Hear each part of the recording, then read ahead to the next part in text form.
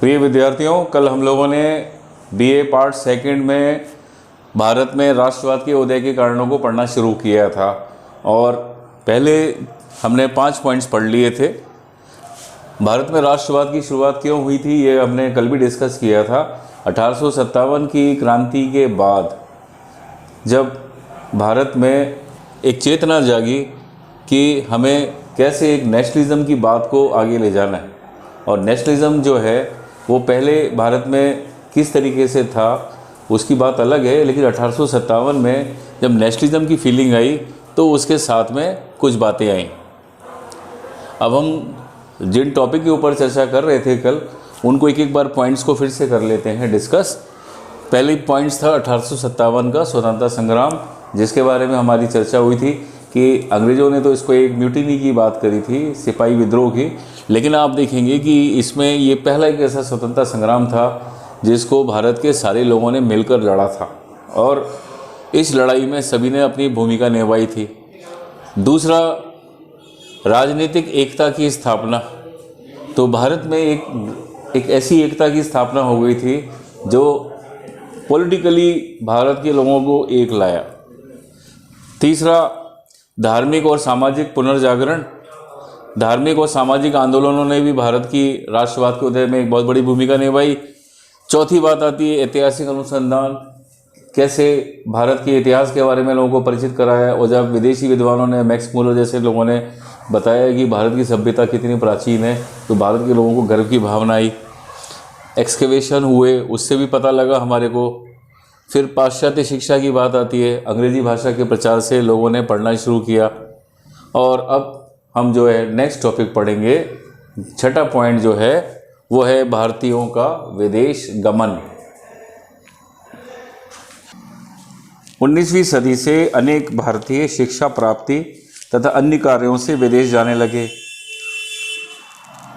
और उन्होंने वहाँ प्रजातांत्रिक सिद्धांतों तथा संगठनों को कार्य करते हुए देखा। तो उन्हें भी एहसास हुआ कि हमें भी भारत में जाके ये सब कार्य करना है।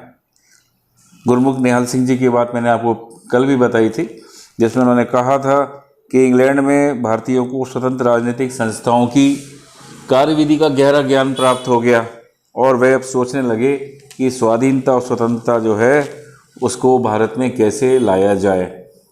सातवां पॉइंट जो है वो है भारतीय समाचार पत्रों और देशी साहित्य का विकास। मुनरो ने कहा है कि एक स्वतंत्र प्रेस और विदेशी राज एक दूसरे के विरुद्ध हैं, ये दोनों एक साथ नहीं चल सकते। तो भारतीय समाचार पत्रों पर यह बात पूरी तरह से लागू होती है। पाश्चात्य शिक्षा के प्रभाव से क्या हुआ, देश में प्रेस का विकास हुआ, समाचार पत्र बढ़ने लगे। भारतीय समाचार पत्रों में अंग्रेज जो थे उन्होंने भारत विरोधी प्रचार जो करते थे उसका भारत के समाचार पत्र करारा उत्तर देने लगे और भारतीयों को बताने लगे कि विदेशी शासन में कितनी त्रुटियां हैं। संवाद कौमुदी 1821, बॉम्बे समाचार 1882, बंगदूत 1831, राष्ट्र गुफ्तार 1851, अमृत बाजार पत्रिका 1868, ट्रिब्यून 1877 इसमें प्रमुख पत्र थे। फिर कुछ विचारक भी हुए, लेखक जो थे जिन्होंने राष्ट्रीयता के विकास में बहुत योगदान दिया अपनी रचनाओं से। बंकिम चंद्र के आनंद मठ और वंदे मातरम की जो रचना है उसको हम कैसे भूल सकते हैं। इसके अलावा हिंदी, गुजराती, मराठी और तमिल में भी ऐसा साहित्य आया जिसने राष्ट्रीय आंदोलन के उदय में योगदान दिया। अब नेक्स्ट पॉइंट आता है आर्थिक असंतोष। मिस्टर गैरिट जो है उनका विचार था राष्ट्रीयता में शिक्षित वर्ग का अनुराग हमेशा ही कुछ हद तक धार्मिक और कुछ हद तक आर्थिक कारणों से हुआ है। ये कथन भारतीय राष्ट्रीयता पे पूरा घटित होता है। भारत में ईस्ट इंडिया कंपनी आई, उसका उद्देश्य क्या था, भारत के लिए व्यापार करना और देश का आर्थिक शोषण। अब उसके बाद में ब्रिटिश शासन आया, तो ब्रिटिश शासन ने क्या किया कि भारत जो 17वीं सदी तक सोने की चिड़िया था, सन 1900 में सर विलियम डिग्बी कहते हैं कि लगभग 10 करोड़ मनुष्य भारत में ऐसे हैं, ब्रिटिश भारत में, जिन्हें किसी समय भी भरपेट अन्न नहीं मिलता। ये अधपतन की दूसरी मिसाल इस समय किसी सभ्य और उन्नतिशील देश में कहीं पर भी दिखाई नहीं दे सकती। अब इसके राजनीतिक कारण भी उत्पन्न होने शुरू हो गए। कंपनी ने भारत में उद्योग धंधों को प्राय समूल नष्ट कर दिया। व्यापार पर उसका पूर्ण अधिकार हो गया। भारतीय जनता निर्धन और भुखमरी का शिकार होने लगी। उद्योग धंधे चौपट हो गए। अब उद्योग धंधे में जो कार्य करने वाले लोग थे वो कृषि की ओर गए, जिससे भूमि पर दबाव बहुत बढ़ गया। सरकार ने कृषि के ऊपर कोई ध्यान नहीं दिया, जिससे किसानों की दशा शोचनीय होने लगी। ब्रिटिश शासन ने औद्योगिक दृष्टि से विकसित इंग्लैंड और पिछड़े हुए देश भारत के बीच स्वतंत्र व्यापार की नीति अपनाई, जिससे गिरते हुए भारतीय उद्योग धंधे पूर्णतः समाप्ति हो गए। और भारतीय इस बात को समझ गए कि इस दयनीय स्थिति का दोष विदेशी शासन पर है। अंग्रेजी शासन की आर्थिक नीतियों से असंतुष्ट होकर ही भोलानाथ चंद्र ने 1870 में कहा, ब्रिटिश शासन का विरोध करने के लिए हमारे द्वारा विदेशी वस्तुओं के बहिष्कार की नीति अपनाई जानी चाहिए। ये परीक्षा की दृष्टि से भी एक महत्वपूर्ण बात है। हम जब कहते हैं कि विदेशी वस्तुओं के बहिष्कार की सबसे पहले किसने बात करी, तो हम लोग गांधी जी और तिलक के ऊपर जाकर रुक जाते हैं, लेकिन जिसके बारे में विचार किया गया वो भोलानाथ चंद्र ने 1877 में किया। नेक्स्ट पॉइंट आता है भारतीयों को उच्च पद से अलग करने की नीति। 1833 के अधिनियम में कहा गया कि सरकारी नौकरियों में प्रवेश योग्यता के आधार पर होगा और किसी भी भारतीय को धर्म, जन्म स्थान, वंश और वर्ण के कारण कोई पद प्रदान करने में बाधा नहीं उपस्थित की जाएगी। इसी प्रकार की नीति को 1858 की महारानी की घोषणा में भी दोहराया गया, लेकिन व्यवहार में ये नहीं की गई। भारतीयों को उच्च पदों, विशेषतः भारतीय नागरिक सेवा ICS से अलग रखने के लिए विधिवत प्रयत्न किए गए। इस सेवा में प्रवेश की आयु पहले 21 वर्ष थी और परीक्षा इंग्लैंड में होती थी। परीक्षा का माध्यम अंग्रेजी भाषा था, तो ऐसी स्थिति में भारतीयों के लिए नागरिक सेवा में प्रवेश करने हेतु ब्रिटेन वासियों से प्रतियोगिता करना बहुत कठिन था। इतना सब कुछ होने पर भी यदि सुरेंद्रनाथ बनर्जी या अरविंद घोष जैसे मेधावी विद्यार्थी परीक्षा में सफल हो जाते तो घुड़सवारी जैसी गौण बात के आधार पर उन्हें सेवा में प्रवेश करने से रोक दिया जाता था, या सेवा में प्रवेश कर लेने के बाद मामूली सी गलती के आधार पर उसे अलग कर दिया जाता था। सुरेंद्रनाथ बनर्जी और अरविंद घोष को किया था घुड़सवारी के नाम पे। फिर 1877 में नागरिक सेवा में प्रवेश की आयु 21 से घटा के 19 कर दी, जिससे अब भारतीयों के लिए प्रतियोगिता में शामिल होना ही असंभव हो गया। ऐसी स्थिति में सुरेंद्रनाथ बनर्जी ने ब्रिटिश सरकार के इस कार्य का विरोध करने के लिए संपूर्ण देश का दौरा किया और 1876 में इंडियन एसोसिएशन की स्थापना की। इसको कांग्रेस की पूर्ववर्ती संस्था कहा जाता है। तो अंग्रेज़ों की जो भारतीयों के प्रति जो उनको पद से अलग करने की नीति थी, उसने भी भारतीयों में, पढ़े लिखे भारतीयों में असंतोष की ज्वाला को बढ़ाया। नेक्स्ट बात आती है जाति विभेद की नीति। तो 1857 के विद्रोह के पूर्व भारत और अंग्रेजों के संबंध अच्छे कुछ हद तक थे, किंतु विद्रोह के बाद तो ब्रिटेन के लोग भारतीयों को अलग ही रखने लगे। वो भारतीयों को आधे वनमानुष, आधे जंगली, हाफ गोरिल्ला, हाफ नीग्रो कहने लगे और भारतीयों के लिए वो अपमानजनक शब्दों का प्रयोग करने लगे। मिस्टर गैरेट कहते हैं कि उन्होंने अपने लिए एक विचित्र व्यवहार नीति अपनाई, जिसके 3 महत्वपूर्ण सिद्धांत थे कि एक यूरोपियन का जीवन अनेक भारतीयों के जीवन के बराबर है। दूसरा, प्राच्य देशवासियों पर केवल भय के आधार पर ही शासन किया जा सकता है।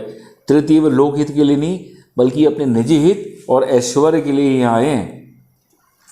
इसीलिए आप देखेंगे 1872 में मालेरकोटला उपद्रव हुए, जिसमें 49 सिखों को बिना अभियोग निर्णय लिए तोप से उड़ा दिया।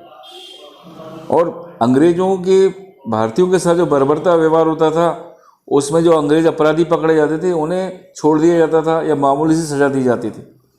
तो इसलिए मिस्टर गैरेट ठीक ही लिखते हैं कि भारतीय राष्ट्रीयता की बढ़ोतरी में ये उपयुक्त कटुता की भावना एक बड़ा कारण थी। फिर यातायात तथा संचार के साधनों का विकास। अब क्या होने लगा, सड़कें, रेल, डाक, तार, यातायात के साधन, संचार के द्रुत साधनों के विकास से राष्ट्रीय भावना बढ़ने लगी। गुरमुख निहाल सिंह लिखते हैं कि संचार के इन साधनों ने सारे देश को गूंद कर एक कर दिया और भौगोलिक एकता को एक मूर्त वास्तविकता बना दिया। इसलिए राष्ट्रीय आंदोलनों को बल मिला। नेक्स्ट पॉइंट आता है विदेशी आंदोलनों का स्वस्थ प्रभाव। इंग्लैंड, जर्मनी, रोमानिया, सर्बिया के राजनीतिक आंदोलन जो थे उन्होंने भी फ्रांस में तृतीय गणतंत्र की स्थापना हुई, इंग्लैंड में सुधार कानूनों का पारित होना, तो इन्होंने भारतीयों में एक गर्व की भावना डाली कि हम कुछ कर सकते हैं भारत के लिए। तो मजूमदार लिखते हैं कि भारतीय सीमा के बाहर घटित इन घटनाओं ने भारतीय राष्ट्रवाद की धारा को स्वाभाविक रूप से प्रभावित किया। नेक्स्ट पॉइंट आता है लॉर्ड लिटन की दमनात्मक नीति। सुरेंद्रनाथ बनर्जी लिखते हैं कि राजनीतिक प्रगति के विकास में बुरे या क्रूर शासक एक गुप्त वरदान के रूप में आते हैं। उनके कारण समाज में एक ऐसी जागृति उत्पन्न होती है कि जैसी वर्षों के प्रचार और आंदोलनों से भी उत्पन्न होती है। ये लॉर्ड लिटन के बारे में। लॉर्ड लिटन ने जो 1876 से 80 के बीच में रहे, उन्होंने ऐसे कार्य किए जैसे भारतीय राष्ट्रीयता को प्रोत्साहन मिला। भारतीय नागरिक सेवा की आयु 21 से घटा के 19 की। 1 जनवरी 1877 को विक्टोरिया को भारत की महारानी घोषित करने के लिए दिल्ली में एक विशाल दरबार का आयोजन किया, जबकि दक्षिण भारत में बहुत भारी अकाल पड़ा हुआ था। फिर लिटन जो थे उनकी अफगानिस्तान पर आक्रमण की नीति ने भी भारतीयों को असंतुष्ट किया, क्योंकि अफगानिस्तान पर आक्रमण करने में जो 2 करोड़ स्टर्लिंग का खर्चा हुआ वह भारत की जनता से वसूला गया। 1878 में भारतीय सेना को साइप्रस भेज दिया, जो जनता नहीं चाहती थी। 1878 में वर्नाकुलर प्रेस एक्ट पास किया गया, जिसमें भारतीय भाषाओं के समाचार पत्रों पर कठोर नियंत्रण स्थापित हो गया। भारत के शिक्षित वर्ग ने इसे गैगिंग एक्ट का नाम दिया। बंगाल में इस कानून का इतना प्रबल विरोध हुआ कि अंत में बाध्य होकर लॉर्ड रिपन को ये कानून रद्द करना पड़ा। फिर लॉर्ड लिटन ने एक और नियम बनाया था, भारतीय शस्त्र अधिनियम। इसके अनुसार भारतीय बिना लाइसेंस कोई भी शस्त्र लेकर नहीं चल सकते थे, जबकि यूरोपियन या एंग्लो इंडियन जो थे उन पर कोई प्रतिबंध नहीं था।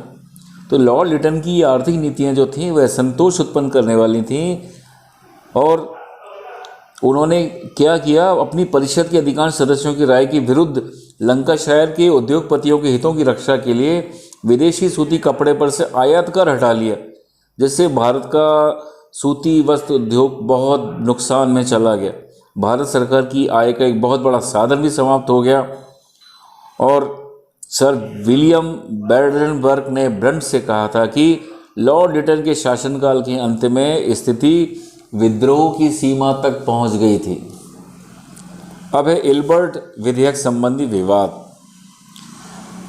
अब तक जातीय भेद की नीति के कारण भारतीय जज अंग्रेजों के मुकदमे नहीं सुन सकते थे, लेकिन लॉर्ड रिपन के शासनकाल में 1883 में तत्कालीन विधि सदस्य मिस्टर इल्बर्ट ने व्यवस्थापिका परिषद में एक विधेयक रखा, जिसमें भारतीय जजों को अंग्रेजों के विरुद्ध मुकदमे सुनने के अधिकार देने का प्रस्ताव था। परंतु इस विधेयक के पेश होते ही भारत के समस्त अंग्रेजों ने इसका विरोध किया और इस विधेयक के विरुद्ध संगठित रूप से आंदोलन प्रारंभ कर दिया। झगड़ा कई महीनों तक चला और अंत में समझौता हुआ, जिसके आधार पर भारतीय जजों को अंग्रेजों के मुकदमे सुनने का अधिकार तो दिया गया, परंतु शर्त लगा दी गई कि भारतीय जज उस मुकदमे की सुनवाई ऐसी जूरी की सहायता से कर सकते हैं जिसमें कम से कम आधे सदस्य अंग्रेज हों। इस विवाद ने भारतीयों को 2 बातें सिखाई। एक, बिना संगठित रूप में आंदोलन किए उनकी बात पूरी नहीं हो सकती। दूसरी ये, इस प्रकार का आंदोलन कैसे किया जा सकता है। सर हेनरी कॉटन लिखते हैं, इस विधेयक और इसके विरोध में किए गए आंदोलन ने भारतीय राष्ट्रीयता पर जो प्रभाव डाला, वह प्रभाव विधेयक के मूल रूप में पारित होने पर कभी नहीं हो सकता था।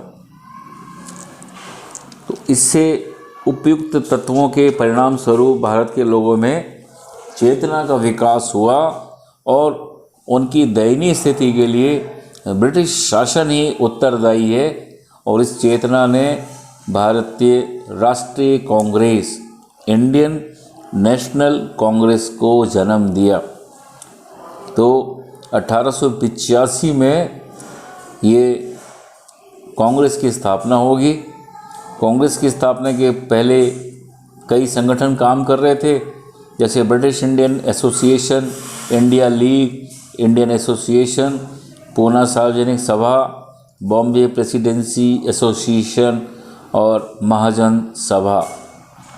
लेकिन एलेन ऑक्टेवियन ह्यूम ने, जो एक अवकाश प्राप्त अंग्रेज अधिकारी थे, उनके मस्तिष्क में कांग्रेस की स्थापना का विचार उदय हुआ और कांग्रेस की संस्था जो है उसके जन्मदाता ह्यूम को ही माना जाता है। और इसका प्रथम अधिवेशन पूना में होता है 25 से 28 सितंबर 1885। लेकिन हैजा पूना में आ जाता है, इसलिए पूना के स्थान पर बम्बई में होता है 25 दिसंबर 1885। और इसमें अध्यक्षता करेंगे कलकत्ता के प्रसिद्ध बैरिस्टर व्योमकेश चंद्र बनर्जी। अधिवेशन में भारत के अनेक प्रसिद्ध व्यक्ति रहेंगे, दादा भाई नौरोजी, फिरोज शाह मेहता, दीन शाह, एदलशी वाचा, काशीनाथ तेलंग, नारायण गणेश चंद्रावरकर, पी राघवाचार्य सुब्रमण्यम। लेकिन यह समस्त कार्य सरकारी आशीर्वाद से किया गया। कोपलैंड सही लिखते हैं कि भारतीय राष्ट्रीयता ब्रिटिश राज की शिशु थी और ब्रिटिश अधिकारियों ने उसके पालने को आशीर्वाद दिया। तो कुल मिला के हम देखते हैं कि भारत में राष्ट्रीयता का। तो विद्यार्थियों, आपको ये चैप्टर अच्छा लगा होगा, परीक्षा की दृष्टि से बहुत महत्वपूर्ण है। और हम अब जब अगला चैप्टर पढ़ेंगे तो वो कांग्रेस के बारे में होगा। कांग्रेस के बारे में क्या कहते हैं, कुछ लोग तो कहते हैं इसको अंग्रेज़ों ने शुरू किया, सेफ्टी वॉल्व का काम किया, वो सारा कुछ हम अगले चैप्टर में पढ़ेंगे। और आप इस चैनल में, यूट्यूब में इनको पढ़ते रहें, ये आपके लिए बहुत महत्वपूर्ण है। धन्यवाद।